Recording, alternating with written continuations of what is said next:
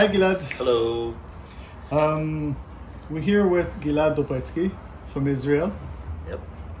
And it's an honor. It's an honor for us to have you on board. It's my honor. And my pleasure. Sorry. And my pleasure. And your pleasure, and our pleasure too. I wanted to ask you, who are you playing with today nowadays? These days, I'm living in Israel, so I play with a few artists that major here. There's a famous singer named Zahava Ben. There's also another very famous singer, a younger guy, Eden Chasson. Sorry. And I'm playing with the Dudu Aron for quite some time. A bunch of them. Those three are kind of major at this point. Mm-hmm. There's a lot of activity, a lot of shows. And, yes, and now that the COVID virus is sort of out. gone. Yes. You perform a lot. You're performing a lot. Yes, there's a lot of performances, recording. The market is flooded. It's beautiful. It's great. I'm so happy to be playing again. It's great. I wanted to ask you, what made you go into percussion? What made you go into? Because you've been telling us that your family is they're into academics and yes. High tech and all that stuff, and you went into music and into percussion specifically. What made you go into that? I'll give you first a really short answer, and it sounds like a cliche, but it's true. It kind of chose me. It really did. I know it sounds like a cliche, and now the longer version of the answer.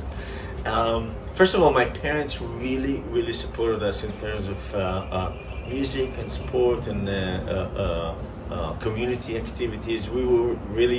I was raised up with a lot of quality into our time. Our parents invested in that. So each one of us, myself and my siblings, we studied music. So I was not the only one. Though my parents were not by any means musical, they loved music, but I didn't hear the talent so far. But I was the one who kind of pursued it even after the youth. And now I'll be more specific in terms of percussion. I started on the drum set. I started really early. I started when I was 5 years old, and at the age of 7, I started performing. I actually started performing I was born and raised in a small town up in the north of Israel called Nahariya. I guess I was the only drummer, so they had to use me. But I was lucky enough, my parents let me do that. I was playing almost every Friday nights. That's from the age of 9, actually. Every Friday night at this club, the organ player, now it's called keyboard, then it was right. organ, used to come and pick me up from home. I played, I believe it was somewhere between 6 p.m. to 8 p.m. or 7 to 9, and then the real drummer came. But I was playing the gig like almost every week. And on top of that, where I lived in the north, there was the more war zone with Lebanon and the north part of Israel. So we got a lot of UNIFIL soldiers staying in our town. They lived in the hotels, and I was part of the entertainment. So I used to. So anyway, to try and make a long story short, I can't better that. At some point, my parents wanted to get me a teacher, and my teacher, I was so fortunate. Ari Kfir, fortunately, he's no longer with us, but he was an incredible teacher. Tough up to physical tough. Like what was that movie that? With the drummer. Yeah. I forgot the name. It's a very. Yes. Wow, I can't believe I forgot that. But anyway, yeah, like him. Like him, just like him. I mean, physically as well.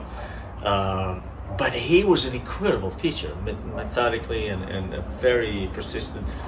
At some point, he started to play classical percussion.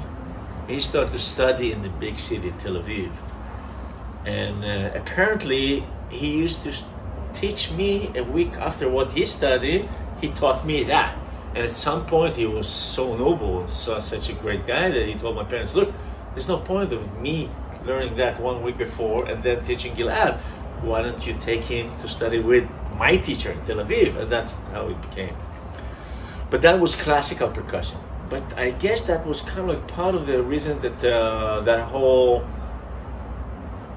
vast rainbow of colors and sound was exposed to me. I was like, it's not just drum set. I mean, it's different kind of hand drums and shakers, and I was fascinated by that. I was always I was a kid with a lot of imagination, so it did attract me to get more into percussion. I do want to say in quote or person that I do believe that drummers as well have all that variety, and great drummers can have different kind of sound and not just, you know, that you hit the stick in the middle of the drum. There are all different sounds of that one drum, including the shell and the ream and all that stuff, and use stick or brush or mallet. But something about percussion was very, very appealing to me. And at some point I started to listen to more like world percussion. If it's South American, if it's West African, North African, Caribbean, and it drew me into that. Now, I never studied that, to be honest. I never studied those kind of percussion. I just picked it up with years. Combining. You mean like officially studying? Officially studying. Yeah, I'm still studying. Yeah. It never ends, and I'm happy for that. It never ends. It's never boring. Never boring. Never. Always a new instrument, or new technique, or new sounds of that particular instrument, or combination of a different type of percussion instrument. I still play the classical music, and I play the marimba, 4 mallets, and the xylophone in orchestras. And then I heard the vibraphone, jazz. And I was like, wow, that's like, it was, okay, it's all that beautiful 4 mallets technique, but there's improvisation, and there's like, that was my aim, that was my goal, that's where I wanted to go. I told you before about the story. University story. The school. Tell us again, yes. Now I'll be even more precise about it. When I went to school, when I was applying to school in the state, I was going to play vibraphone percussion jazz. I'm sorry, vibraphone jazz, not percussion. In fact, I didn't want them to know that I play percussion, because I felt what's going to happen. Which is what? Which is what happened was that at some point, someone did hear me play percussion and asked me to go on the road with it. Right. And there goes the vibe. and so that when I said my first answer was like, it chose me. Yeah. You know, I was really aiming for vibraphone. It's still, you know, maybe one day I'll be able to do that. But and again, percussion, it just came. And I don't want to say it's easy for me, but it feels so much me and at home that it's natural. I don't have to, you know, it's just so natural. It's just I sit on it and there it goes. Did you ever think about money and how to, you know, because No, I'm terrible at that. I mean, like, you know, you got to provide for a family, or, you know, or live. It wasn't a thought, you know. Me myself, very oblivion to that, and I was raised with terrible economic parents. I mean, my father is no longer with us, but my mom, we keep talking about. I said they totally. I don't want to say something wrong in the review, but they messed me up with that fact, because money in my house as a kid was a term we never used. My parents never talked about money. It was like that's not the issue in life. Love is the issue in life. Reaching goals. Trying to make the best out of you, friendship. Money was, in a way, it was even a dirty word. You know, something that I find amazing about you, other than, you know, the drumming itself, is that your eyes are constantly happy, you're constantly smiling, you're constantly having, you know, a good time, you know, and which is amazing. So, I mean, other than your personality, but what accounts for that? How do you... You so much on the point. I mean, music is makes me happy. It just makes me happy. You saw when you brought me this gift, and thank you. Yes. and I mean, just hitting it, it was like, oh wow, my. You don't want to talk. You no, exactly. I want to play. I'm sorry. I really, you know, of course, I'm a father, and my kids are, you know, above that, and you know, in terms of my love and my compassion and my how to say, my responsibility, my kids are first.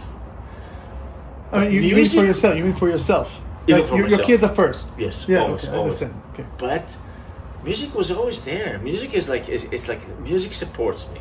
I'm not talking about economically, but it's like, if I'm sad, music is the one that I go to listen, or I go to play, and it totally hugged me. It really surrounded me with warmth and love. And so you said about my smile, because I'm always protected. I really feel like that. I'm always protected by the music. What, if you may, what advice do you have for aspiring percussionists who are, you know, they're on their way to professional life, but, you know, maybe are afraid to go there in terms of, you know, like, Okay. making a living or not making a living, or the life of a musician on the road, or whatever. I mean, all these things. I mean, do you have anything, like, you know, one or two things that you think they should know from your experience? I can only say from my experience, of course. I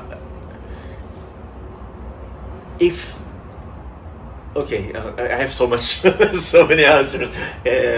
Yeah, we got to start. We got to fit it in 20 minutes. Yes. To start is, if this is what makes you happy, this is it. That's it.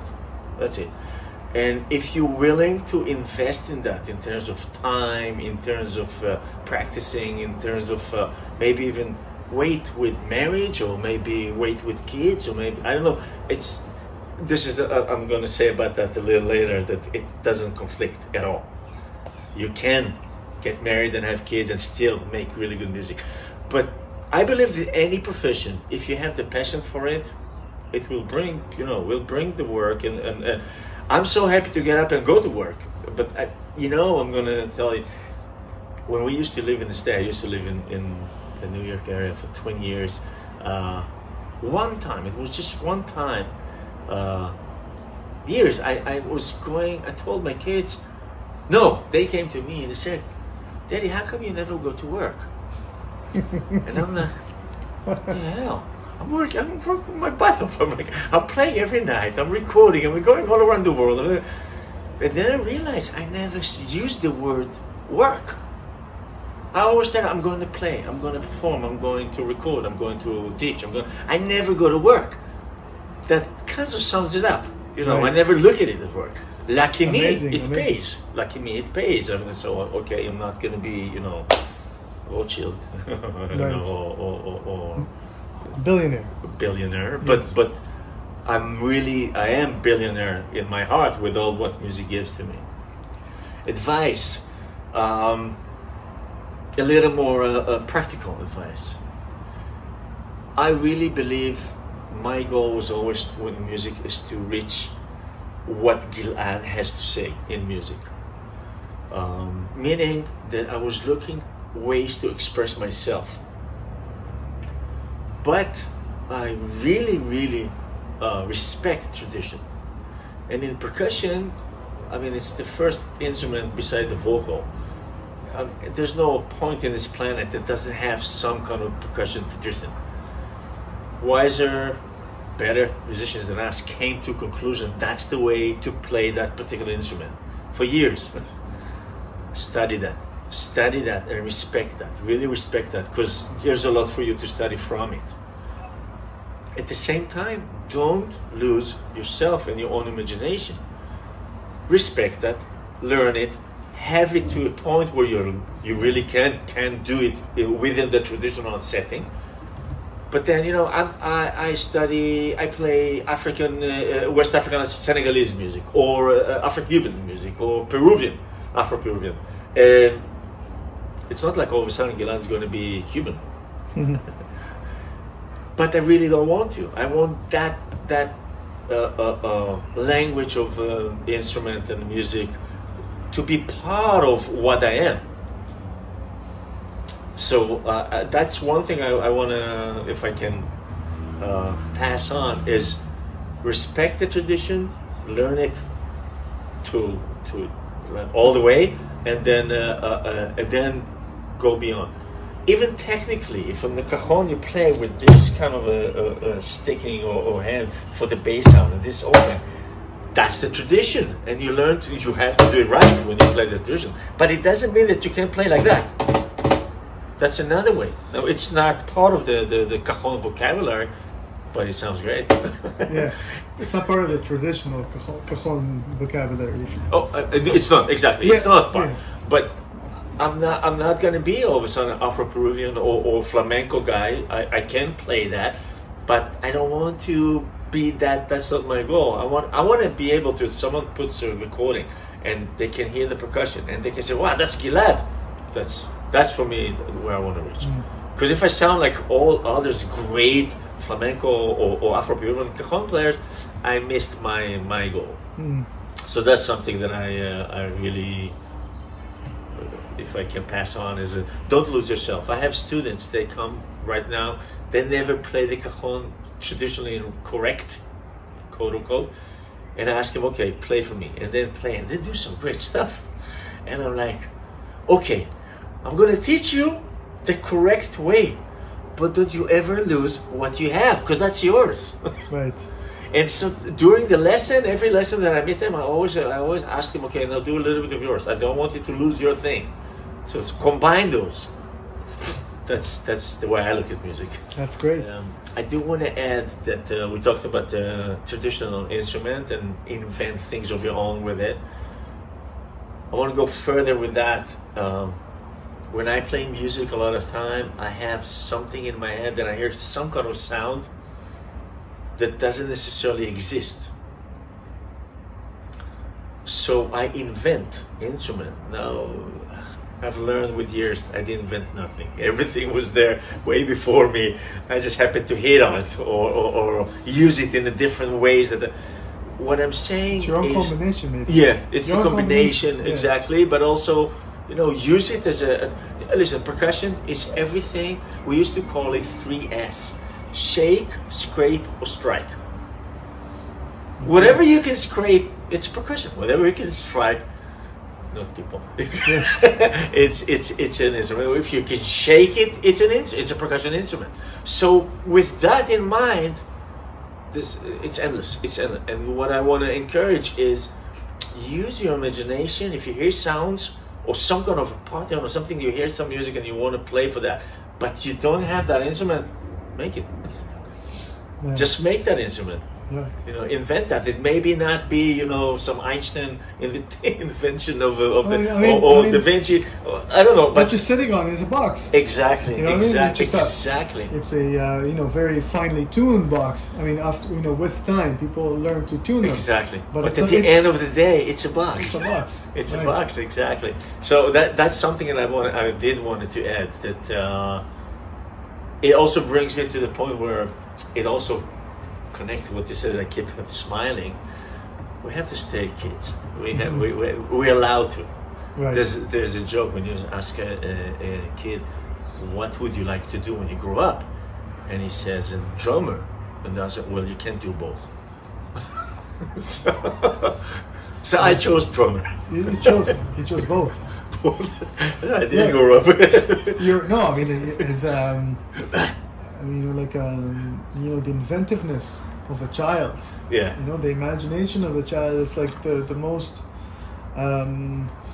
wonderful thing. It is, because it's borderless. You know what I mean? It's like, it doesn't have all those rules that they brought on us adults. Right. It's like, when you don't have borders, the imagination can fly as far as you can. And with percussion, it's just that. Even in parts when I play, we talked about Zahava band yesterday. I'm playing with her for the last, I don't know how long, and you know, almost every day a show. Yesterday, there was one tune, I had this inspiration came on me, and I played something totally different than what I played the sequence 5 nights before that. I was so happy, and she was happy, and the band was, I was like, why not there? I heard that, let's do that. Right. Amazing. That's by the way, the benefits of percussion player, because trumpet player has to play the notes, that's it, and the keyboard has to keep the harmony, maybe some alternation, but the drummer has, the percussion, hey, do whatever, you know, just make us happy. So it suits you perfectly. Exactly. Amazing. And another thing with percussion, I'm sorry. No, it's okay. Go on, please. Another thing with percussion is great because tradition in percussion is always groups of percussion players.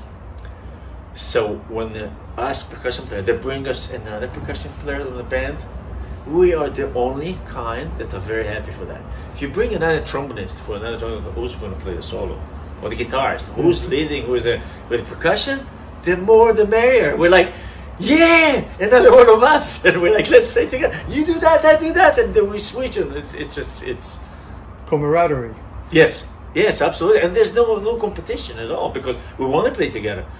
A lot of time I play something and I end up being the only percussion player, and I wish there was another one so we can do some ensemble percussion thing. So yeah, that's another big benefit. You're also talking about the like sort of the putting the ego away for the sake of art. Music, of course. You gotta have a little bit of ego. You gotta have, because otherwise you won't perform and you want to show. So everybody has to have some kind of ego, but as long as it doesn't hold you down and back, and you have to stay open. You have to listen. I'm saying stay. To be honest, it comes very natural for me. I'm not thinking about it. It's just. I'm so happy when we play together and things happen. I'm part of it. It's not about me. It's never about me. No, I don't think someone who will smile so much can be egotistical. You know what I mean? Yeah, true. I think so. But again, it's not that I'm thinking about it. It's natural for me. Absolutely. I'm saying like you. I'm saying I can't take a credit for that. It's not like I have an ego and I put it down. No, I don't have because. No, I mean like your smile. It comes from like the enjoyment of life, whatever it is, whatever it brings to you.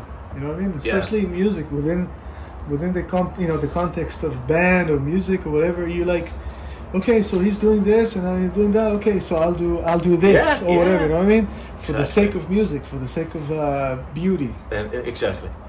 Yeah, amazing, Gilad. I mean, it's always a pleasure, and it's always all mine. And thank you for asking me to do that. Asking me to do that. You know, there's two things. It's an honor. I'll tell you something. Okay. I'm not saying that it's not an honor for you, and I'm not saying that I know it is. It is. I'm saying for me, it's an experience of first of all, I'm learning. I'm learning as a human being. As your smile, your giving. In your constant. I can't say constant happiness. I mean, no one's constantly happy. That's my name. Happiness forever. Happiness. Gilad. Ah, nice, nice. It's also ageless. Right. Gilad. Okay, right. I never thought of it. Yes, it is an honor, and all that. But I learn a lot, musically, behaviorally, and like the way you look at life is amazing. So I have to say a lot of thank you. It's like going to like and it's a masterclass. You know what I mean? So all of this together,